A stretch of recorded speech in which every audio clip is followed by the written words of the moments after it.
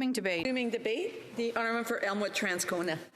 Thank you very much, Madam Speaker, and I'm pleased to rise to speak to C-56 once again and maybe take a stab just at addressing some of the issues that have come up in debate. But I'll start just by saying, first of all, that New Democrats, of course, are supporting this legislation. What we said at the beginning in respect of housing was that it is good to increase supply, but it's not just any increase in supply that's going to help with the housing crisis. We have to be concerned about the various kinds of housing along the way and ensure that we're increasing supply in all parts of that housing spectrum where there's need. So of course there is a need for more market-based purpose-built rental, and eliminating the GST off of purpose-built rental is a way to incent the development of more market rent apartments, which will be great for Canadians who can afford market rent, which is certainly a smaller percentage of Canadians than it was just a short time ago. But nevertheless, for those who can afford it and are looking for it and can't find it, more market supply will certainly be helpful.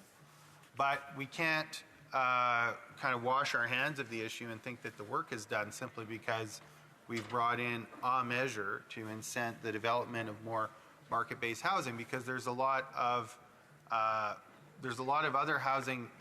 There's a lot of other Canadians out there that won't be able to access that market housing, who nevertheless need to be housed, deserve to be housed, and as far as I'm concerned, should have an enforceable right to be housed in Canada. And so that's why New Democrats from Go, when this bill was introduced, said this on its own will not be enough, and we want to see the government accompany this legislation with some measures for development of non-market housing, which doesn't always mean affordable or social housing. Non-market housing can be provided at market rents. We see that in some co-ops that choose to offer market rent suites to those who can afford those, and at the same time offer some affordable rents or social rents where rent is actually geared to folks' income, so that it's only ever a percentage of their income. It doesn't eat up the entirety of a household's budget.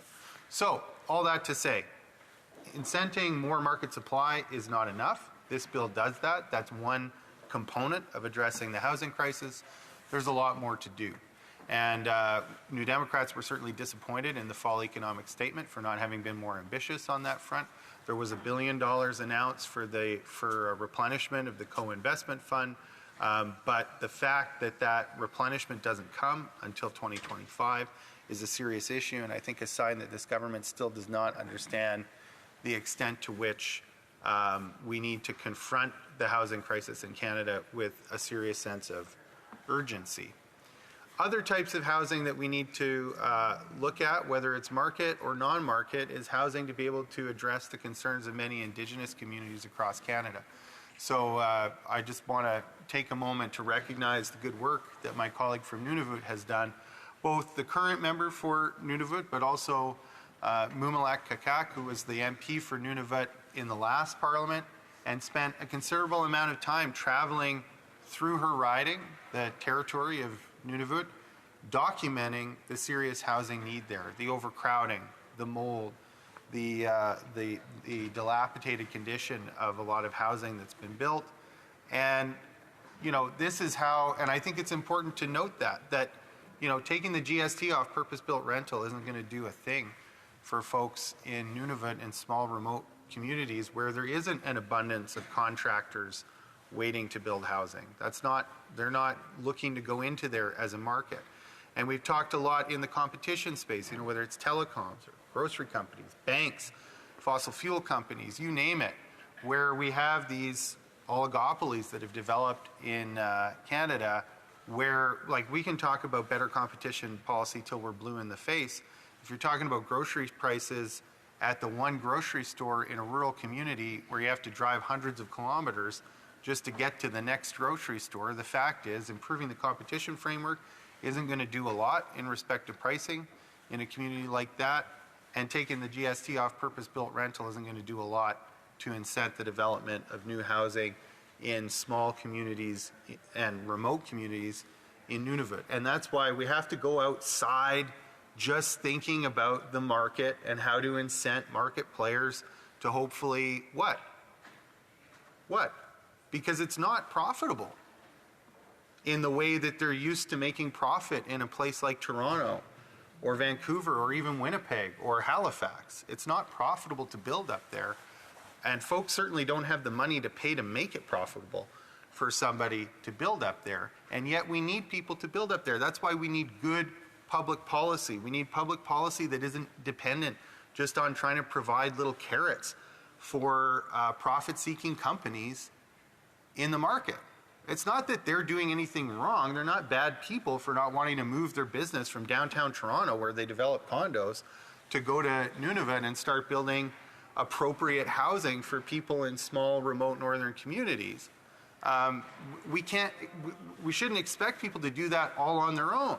But in the context of a strategy that includes addressing workforce needs, that includes training up local people to have skills and to have the funding required, and when they're done building homes in one community, to be able to move that infrastructure and the people to the next community, to do some of that building and to share those skills, and to have what amounts to an economic development plan that is about putting Indigenous people back in charge of their own communities while ensuring that they have the resources to be able to do something with those skills as they develop them. You need public policy for that. The market is not going to do that. The market isn't meant to do that. The market isn't interested in doing that. So I think, we get up and we talk a lot about these kinds of things, and people say, oh, you don't care about entrepreneurs, you don't care about business, you don't care about risk-taking. It's not true, but we understand the limits of it. And there's a kind of intellectual and administrative laziness that permeates the Liberal and Conservative parties, where they'd rather just pretend like somehow the market, if you give it enough of a free hand, will fix all of these problems. It's not true. The market isn't designed to fix certain kinds of problems. And sometimes the very problems that it is not designed to fix, and that the people who, not wrongly, but we all make choices, who decide to live their life seeking profit in the market, they are not interested in solving, because there's no money to be made in solving these problems in that way. The fact of the matter is, those are some of the most important problems. They're life and death problems. The problem of housing in Nunavut is killing people right now.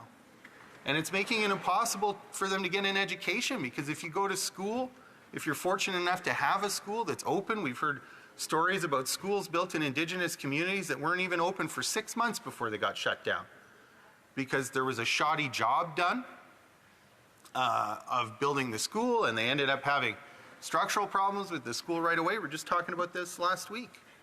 But if you're fortunate enough to have a school, and you go to school and you come back and you're trying to do homework, and you're in a home that's built for 5 people and there's 15, and you have to sleep in shifts because there aren't enough bedrooms for people to go and lie down, you can be damn sure that that child is going to struggle to get their homework done and struggle to focus on learning. We know that kids in school right now, and more as Canadians struggle to afford food, are having a hard time concentrating even in major centers because they don't have a full belly.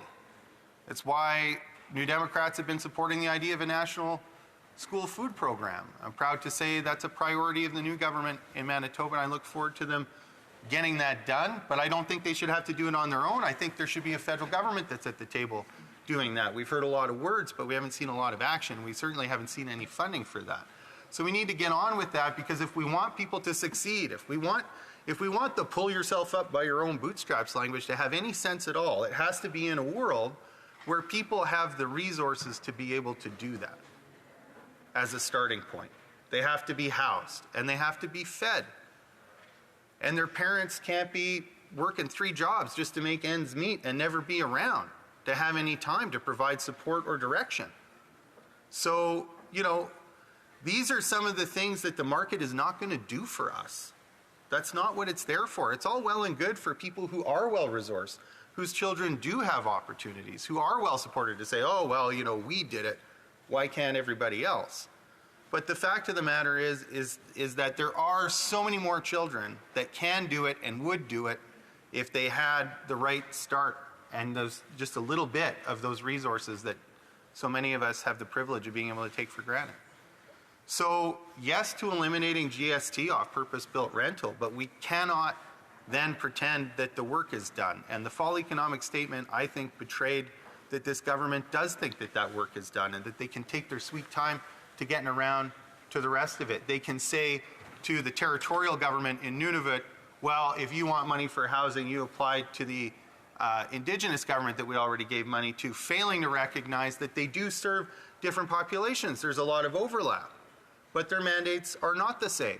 And so territorial governments, yes, Indigenous governments should get money to provide housing to people in their communities, not in lieu of territorial governments getting resources to build housing in those communities. The deficit of affordable housing is large enough that we need both these organizations, if they're willing, to be working together to try and meet the housing need. And so we need to start addressing some of these things, just as we need to address some of the larger infrastructure required in order to build this housing. So I think of the Kavalik Hydrolink, for instance, which is going to, if it's built, will deliver power to a community in Nunavut as well as a mine. It's an important thing that we can do, both to incent economic development in the region, but also to make it more possible to build housing. There's no point in building a house in the 21st century for somebody that doesn't have electricity. And so we need to find a way to get power up to communities,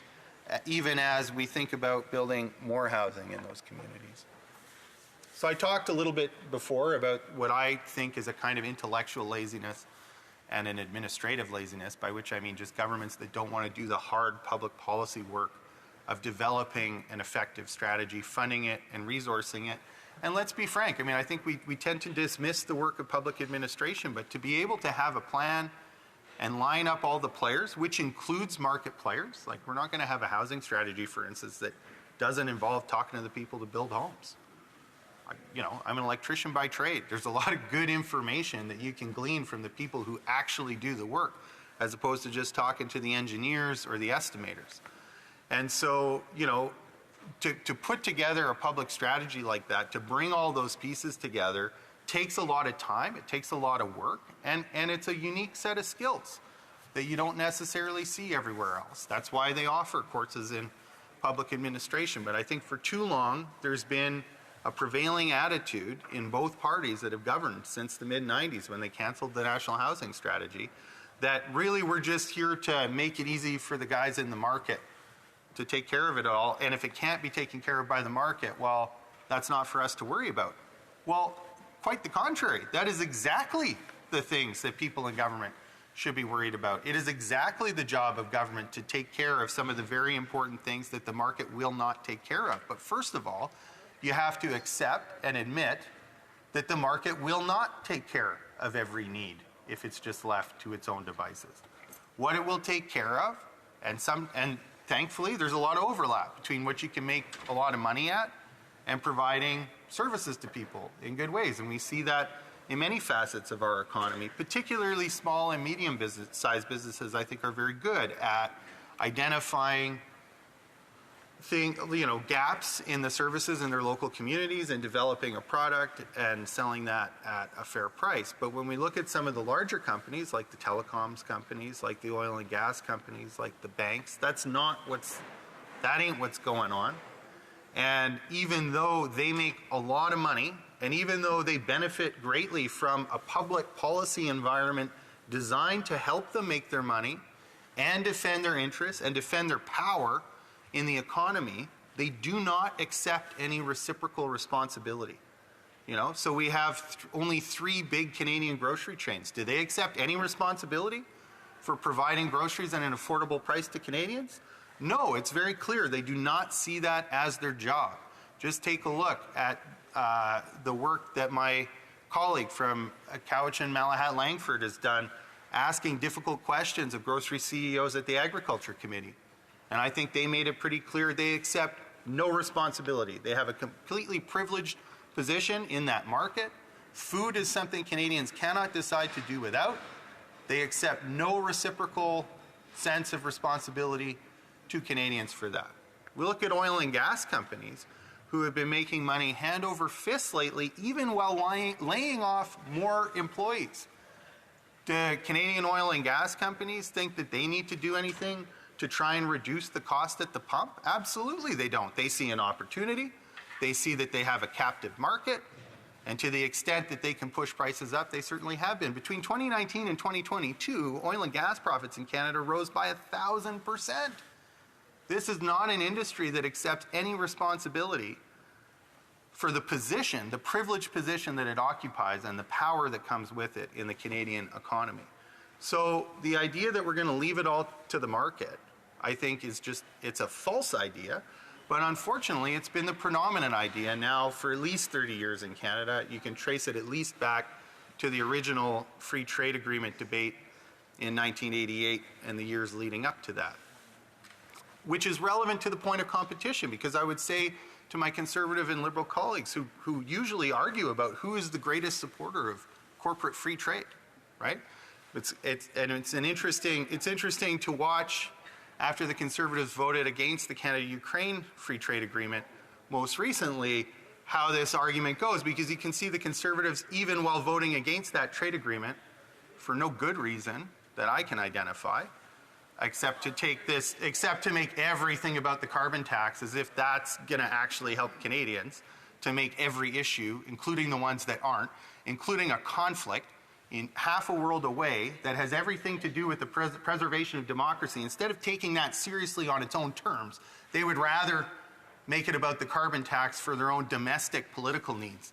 And that's a sign of a government that doesn't have your back. But never mind. It's been interesting to watch them try to defend their position as the greatest defenders of corporate free trade while voting against that trade agreement. And interesting to watch the Liberals not just zero in on the Ukraine issue, but also see this as their opportunity to establish themselves as the biggest champion of corporate free trade in the Canadian political space. That's been fascinating, because the thing about free trade was that it was supposed to bring us lower prices, wasn't it? I mean, I just heard a Conservative member talk about how we only have 5 big grocery companies in Canada, 3 Canadian ones, 2 American ones. He talked about how he wants more Canadian companies. Well, that was the argument the Democrats were making in the free trade debate, that if you opened up the economy, what you'd end up is Americans coming over and taking over essential industries. Just watch. There are Conservatives who believe we should deregulate the air industry and invite American airlines into Canadian space as a way to lower prices and improve service. Just wait till it happens, and they're going to be singing the same crocodile tears song 20 years after it happens that they are now about grocery companies, as if anyone should believe them, Madam Speaker. You either are of the point of view that you can take a strategic approach to certain pillars of your economy, and you believe that you have to have the tools at your disposal to protect those things and to conduct business in a certain way, or you believe that you should open it up completely to competition in free trade agreements, and even give foreign companies the right to sue the Canadian government, which is what Conservative and Liberal governments have done when they try to have a strategic economic approach. So to listen to Conservatives get up and cry foul, not just on groceries, but on the battery plant jobs, to have workers come in. Do you know how they're coming in? They're not actually coming in through the temporary foreign worker program for the most part, although you wouldn't know it listening to the Conservatives. Interesting on that point too, because the TFW program blew up under the Conservatives' watch and then had to be fixed because it had become such a site of exploitation of foreign workers. But actually, those workers are coming in under international labor mobility provisions negotiated in free trade agreements by the Conservatives, who at the time when we said, you know what this is going to mean? This is going to mean when there's a big investment in Canada, multinational companies are going to import foreign workforces. They said, no, that won't happen. They're just going to bring in supervisors, and they're going to help share some specific expertise, and then they're going to move along.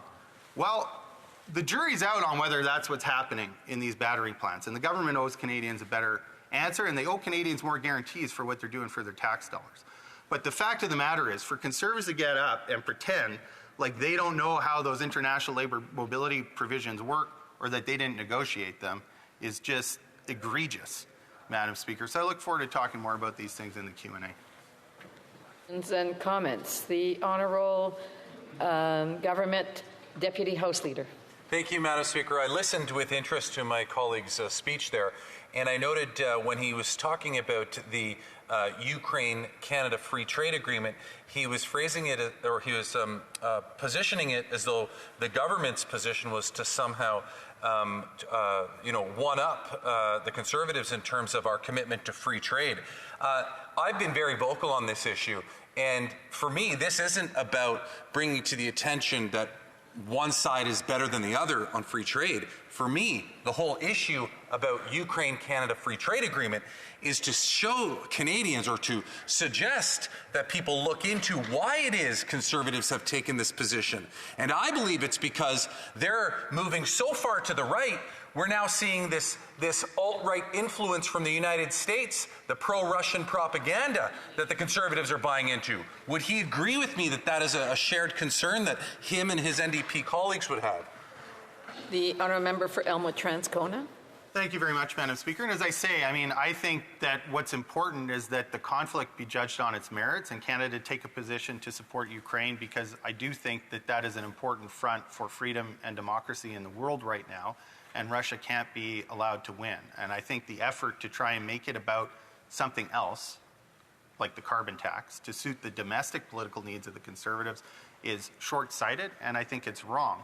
And I think there is a serious question to be asked about why they don't see that and why that isn't decisive for them.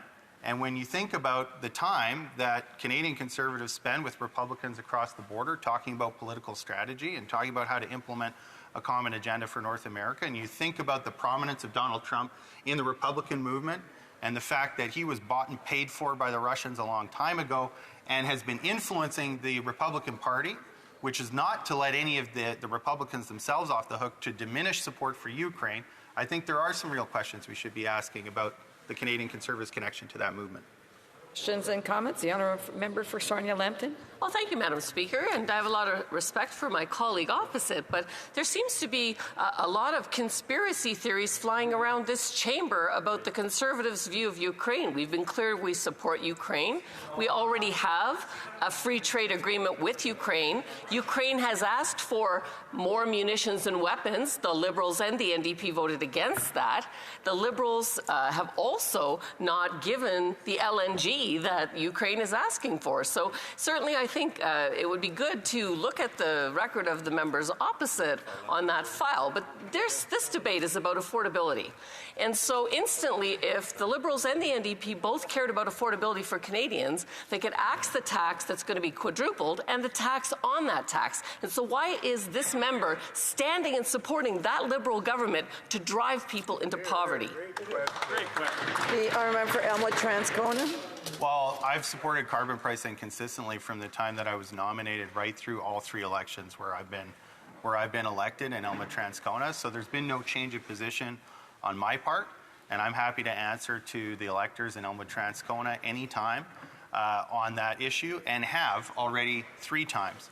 But I would say that when it comes to the question of Ukraine, I just watched on Friday morning, I watched the entire Conservative caucus that bothered to show up and vote, because they didn't all bother to vote. The record will show that. But of the ones who did... The Honourable Member for Prince George, Peace River, Northern Rockies, yes. The member well knows you're not supposed to point out the absence or presence in the House of Commons. And I would say, I just am hearing across the way. Let me finish my point of order. Because if we were able to reflect on who was and wasn't here, we could easily reflect on that part of the NDP whose members weren't here either, or the members of the Liberal Party as well. Thank you. I got another point of order. On the same point of order, the Honourable Government Deputy House Leader. On the same point of order, Madam Speaker, it's very clear to see that between midnight and 6 a.m., only less than 49% of the Conservatives were actually voting at that time. So, again, I just want to remind members, this is starting to cause disorder in the House. I do want to remind members that they're not to indicate who was in the House and who wasn't. The honourable member didn't quite indicate about specific individuals that weren't in the House, but I do want to remind members, if it's causing disorder in the House, then I would just ask members to refrain from that. The honourable member for Elmwood-Transcona. I do apologize, Madam Speaker. I shouldn't have used the term show up. What I was referring to was the public voting record. No amounts of points of order are going to change the public voting record. And if Canadians consult that record, they will see that many Conservatives did not vote through that whole voting marathon. However, the point stands that those who did vote voted against $500 million in military aid to Ukraine. On 3 occasions, they voted against funding for Operation Unifier, and on a separate occasion, they voted against funding for the emergency assistance to leave Ukraine for folks who want to leave Ukraine and come to Canada.